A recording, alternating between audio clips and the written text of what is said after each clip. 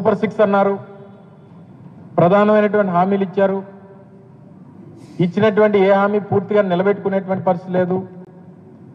ఇచ్చేటువంటి ఆ తల్లికి వందనం కూడా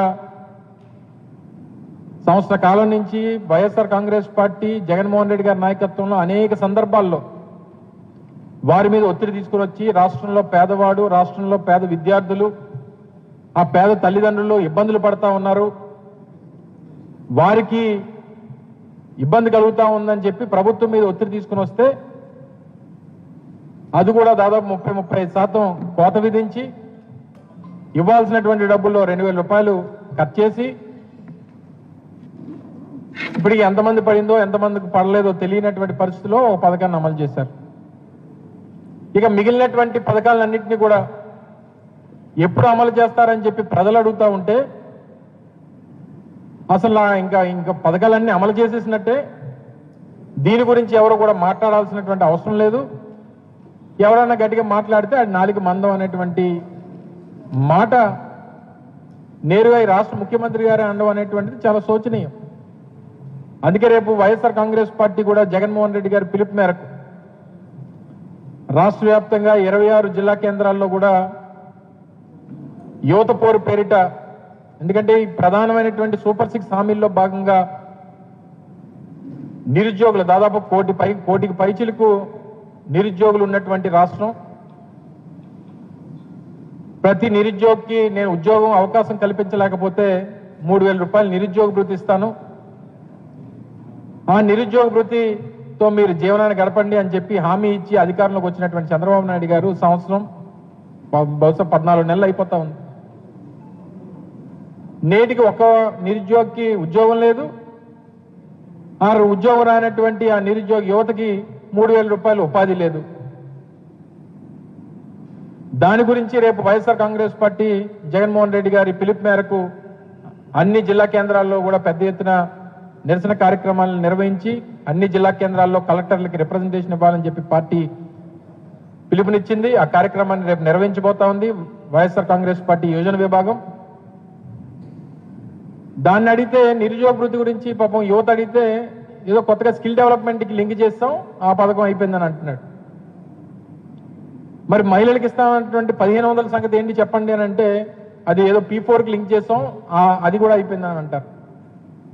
ఈ ఉచిత బస్సు గురించి ఎప్పుడు ఇస్తారంటే ఆగస్టు 15 అంటారు. సంవత్సరం మరి ఏ సంవత్సరం చెప్పలేదు కానీ ఆగస్టు 15 అని మాత్రం గౌరవ ముఖ్యమంత్రి గారు చెప్పారు. ఇంకా మిగిలినటువంటి పథకాలు అన్నదాత సుఖీభవ అన్నారు, రైతులకి గత సంవత్సరం లేదు, ఈ సంవత్సరం ఇంకా ఎప్పుడు వస్తుందో తెలియదు, ఈ నెలలో వచ్చే నెలలో ఇచ్చేస్తామని చెప్పారు.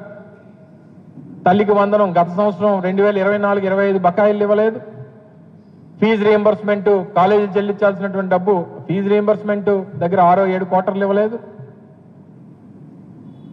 మరి ఏది ఇవ్వకుండా అన్ని చేసేస్తారంటే ఏం చేసినట్టు? ప్రజలు మళ్ళీ మీకు ఎందుకు ఓటేయాలి, ఎందుకు అసలు మీ మాటలు నమ్మాలి అనేటువంటి విధంగా ప్రజలు కూడా ఎంత అమాయకులు అంటే 4 సార్లు నమ్మి ఓటేశారు. ఏ ఒక్కసారి వాళ్ళ నమ్మకాన్ని నిలబెట్టలేదు. చివరికి ఏం మిగిలింది ఆంధ్ర రాష్ట్ర ప్రజలకంటే నేను యోగాంధ్ర ద్వారా ఆ ఆసనాలు మిగిలాయి. ఏ ఆసనం బాగా నేర్పించారు చంద్రబాబు నాయుడు గారు అంటే నాకు నమ్మి ఓట్లేసినటువంటి ప్రజలకి, నన్ను నమ్మి ఓట్లేసినటువంటి ఆంధ్ర రాష్ట్ర ప్రజలకి తూర్పు తిరిగి దండం పెట్టడం. నిన్న ఎలాగైతే బీచ్ రోడ్లో మొత్తం ఈ చివరి నుంచి ఆ చివరి 35 కిలోమీటర్లు అందరికీ తూర్పు తిరిగి దండం పెట్టమన్నాడు చంద్రబాబు నాయుడు గారు.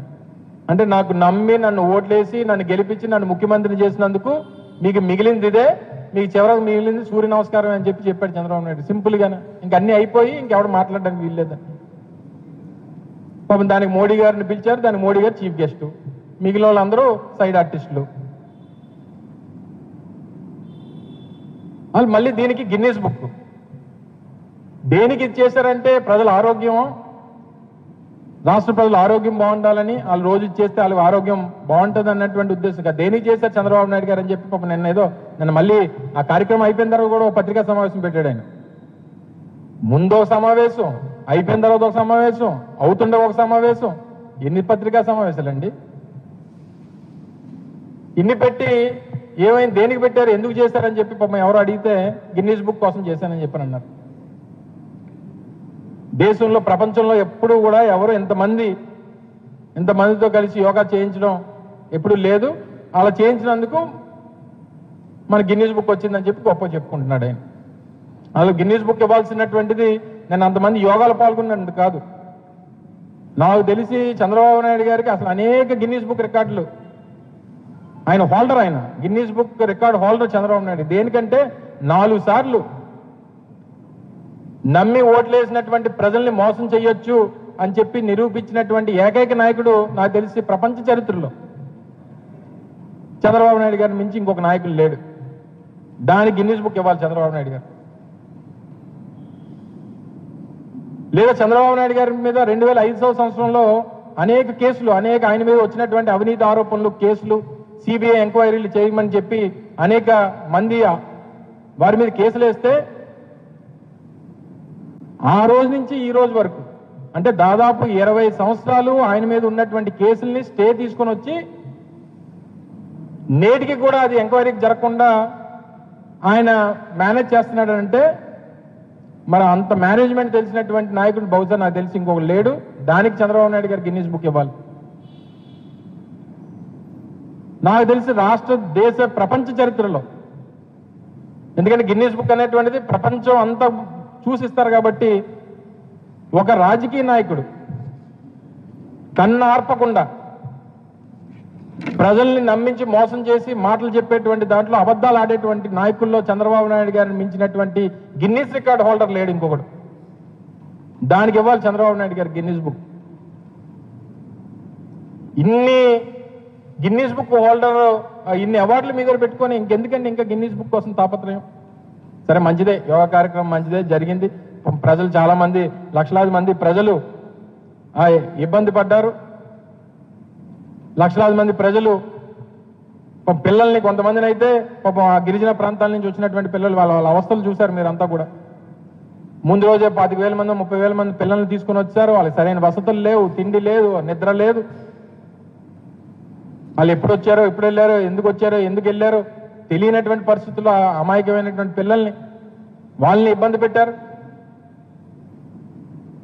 సో ఇంతమందిని ఇబ్బంది పెట్టి మీరు సాధించింది ఏంటంటే మీ గిన్నీస్ బుక్, మీకు పబ్లిసిటీ, మీ మార్కెటింగ్. అది మీకు ఇంకో గిన్నీస్ బుక్ ఇవ్వాలి. ఇంత తక్కువ కాలంలో ఒక ముఖ్యమంత్రిగా ఈ 13 నెలల కాలంలో 1,65,000 కోట్ల రూపాయలు అప్పు చేసినటువంటి నాయకుడు బహుశా నాకు తెలిసి ఇంకొక నాయకుడు లేడు. అతి తక్కువ సమయంలో ఎంత అప్పు చేసినటువంటి నాయకుడు ఏ దేశంలో, ఏ రాష్ట్రంలో నాకు తెలిసి బహుశా ఉండడు. దానికి ఇవ్వాలి చంద్రబాబు నాయుడు గారు గిన్నీస్ బుక్. ఇన్ని రికార్డుల మీద పెట్టుకొని ఇంకా తాపత్రయ పడిపోయి ప్రజల్ని ఇబ్బంది పెట్టి, పిల్లల్ని ఇబ్బంది పెట్టి మోడీ గారి దగ్గర మార్కులు కొట్టేయాలి. మార్కెటింగ్లో మనకంట మించిన వాళ్ళు లేడు. 300 కోట్ల రూపాయలు ఖర్చు పెట్టారు. పోనీ వచ్చిన వాళ్ళందరికీ మ్యాట్లు ఇచ్చారంటే ఆ మ్యాట్లలో పాపం దానికోసం కొట్టుకున్నారు. ఇచ్చినటువంటి టీషర్ట్ల కోసం కొట్టుకోవడం, దాన్ని మేనేజ్ చేసేటువంటి సిస్టమ్ లేదు. ఆ వ్యవస్థల్ని సరిగ్గా ఆర్గనైజ్ చేసినటువంటి పరిస్థితి లేదు. అన్ని రకాలుగా అన్ని ఇబ్బందులే.